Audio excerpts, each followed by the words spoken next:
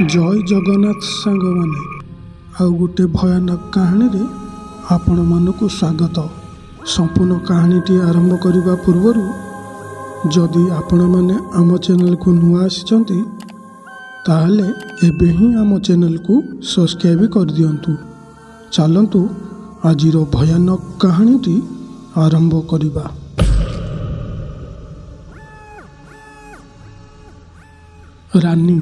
रानी गोटे केउट घरर झील थिला। गोटे दिन रानीर बापा नदी को माछ धरिया पई जाइथिले, हेले सी आउ सेठारु घर को फेरी नथिले। गाँ लोके सबुआड़े खोजा खोजी कले, हेले रानीर बापा केउठी भी तांको मिलिले नाही। रानीर बापा हठात एमिति गायब हो जिबारु घरर दायित्व सबू रानी उपरे थिला। गोटे दिन रानी नदी को माछ धरिया पई बाहरिला, हेले गाँ लोके माने ताकू नदीरू माछ धरिया पई मना कले। हेले घरर दायित्व रानी उपरे थिबारु सी काहाको किछि न जणेई दिने जंगल भितरे थिबा नदी पठकू माछ धरिया पई बाहरिला। हेले से जागा को गाँ लोके जीवाकू डरंती। रानी जंगल मझिरे थिबा नदी कूलरे जाई पहुँचिला परे से जेमिति जाल खोली नदी भितर को पकईची, हठात तार गोड़ खसी सी नदी भितर को पड़ीगला। हेले रानी को पहरा आसु नथिला। सी जेमिति सेमिति करी नदीर कूल आड़कू आसुथाए। सेई समय रानीर गोड़ को किए धरी पानी भितर आड़कू टाणीबाकू लागिला। रानी जोर से गोड़ को हलाई पानी रू बाहर को चली आसिला। रानी नदी रू बाहरी जेबे बुलिकी नदी भितर को देखिची सेठी केही भी नथिले। हेले रानी को लागुथिला जेमिति ता आख पाखरे केही तो जणे अछि। सेई समय रे रानी देखिला नदी भितरे गोटे नाली कलर गामुछा ताड़कू भासिकी आसुची। से गामुछा जेतेबेले नदी कूल आसी पहुँचिला, रानीर पाद तलू माटी खसीगला।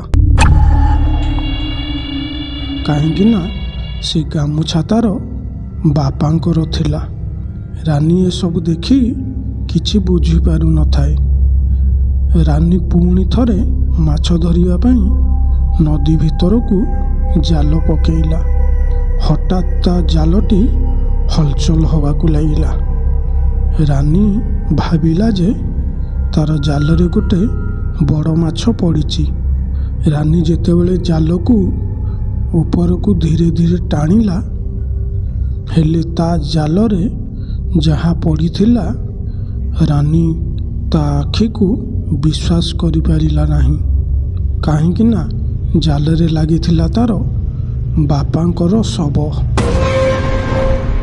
रानी ता बापांक शव को देखी जोर से चित्कार करी सेठारे कांदीबाकू लागिला। हठात सेई समय रे रानीर पछपटे किए जणे पास कला। रानी को लागिला जेमिति ता आख पाखरे कौनसी एक आत्मा बुलुची। हेले रानी ता बापांक शव को छाड़ी सेठारु जाई पारु नथाए। सेई समय रे रानी ता बापांकर शव को पानी भितरू पूरा ऊपर को टाणीबाकू लागिला। ऊपर को शव आसिला परे रानी देखिला ता बापांकर शव अधा भाग थिला, आउ अधा भाग अंटाठू गोड़ पर्यंत नथिला। एमिति लागुथिला कौनसी जंगली जंतु तार बापांक शव को अधा खाई देइथिला। ए सबु देखी रानी पूरा मुक हो सारी। हठात से ही समय रे रानी आखि सामने ପାଣି ଭିତରୁ ବାହାରିଲା ଗୋଟେ ଭୟାନକ ଦେଖାଯାଉଥିବା ସ୍ତ୍ରୀ ଲୋକଟି। ସିଏ ଏତେ ଭୟଙ୍କର ଦେଖାଯାଉଥିଲା ଯେ ଯିଏ ବି ତାକୁ ଦେଖିବ ସେଇଠାରେ ସିଏ ଭେଟଣା ହୋଇ ମରିଯିବ। ରାନୀ ସାହସ କରି ସେଠାରୁ ତାର ଘର ଆଡ଼କୁ ଧାଇଁବାକୁ ଲାଗିଲା। ସେଇଦିନଠାରୁ ରାନୀ ସେ ଜଙ୍ଗଲ ଭିତରକୁ ଆଉ ମାଛ ଧରିବା ପାଇଁ ଗଲା ନାହିଁ। ଆଉ ତା କଥାକୁ ବି କେହି ଗାଁ ଲୋକେ ବିଶ୍ୱାସ କଲେ ନାହିଁ। ହେଲେ ରାନୀ ଜାଣିସାରିଥିଲା ଯେ ଆଗରୁ ସେ ଜାଗାକୁ ତା ବାପା ମାଛ ଧରିବା ପାଇଁ ଯାଇଥିଲେ।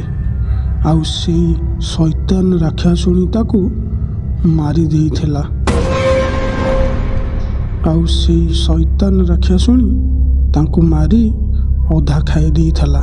ସାଙ୍ଗମାନେ, ଆଜିର କାହାଣୀଟି ଆପଣମାନଙ୍କୁ କେମିତି ଲାଗିଲା କମେଣ୍ଟ ବକ୍ସରେ ନିଶ୍ଚୟ ଜଣାନ୍ତୁ। ଆଉ ଚ୍ୟାନେଲକୁ ନୂଆ ଆସିଥିଲେ ଚ୍ୟାନେଲକୁ ସବସ୍କ୍ରାଇବ୍ କରିବା ପାଇଁ ଜମାରୁ ଭୁଲିବେନି।